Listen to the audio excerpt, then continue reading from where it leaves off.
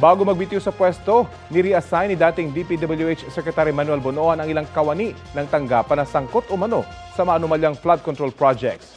Bumuo rin siya ng komite para mag-imbestiga sa mga posibleng katiwalian. Balitang hatid ni Jonathan Andal. Matapos mabunyag ang mga palpak na flood control project sa Oriental Mindoro, Isang bakal na inilagay.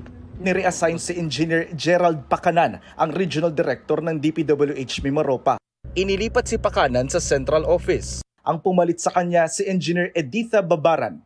Isa yan sa inanunsyo ni dati DPWH Secretary Manuel Bonoan sa isang video message.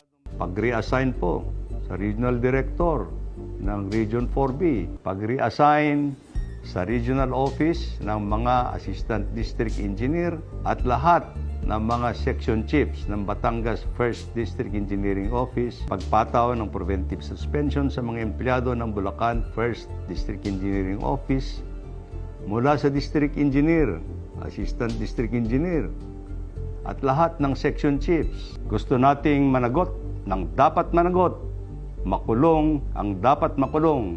Bumuo rin ang DPWH ng Anti-Graft and Corrupt Practices Committee na layong imbestigahan ang mga posibleng katiwalian ng mga kawani ng ahensya.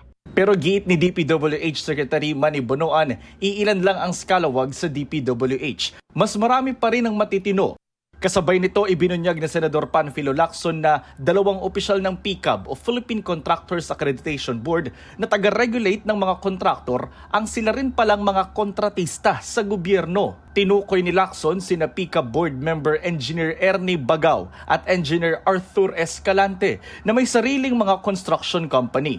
Aniya, si Bagaw na reappointed board member ng PCAB noong September 2023 para sa 3 taong termino ay managing officer ng EGB Construction na pumipirma pa sa mga kontrata ng kumpanya sa DPWH.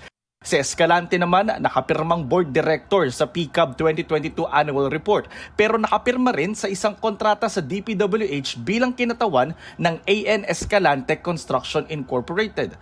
Sinubukan namin kunan ng pahayag si Escalante at Bagaw pero wala pa silang tugon sa aming pinadalang mensahe.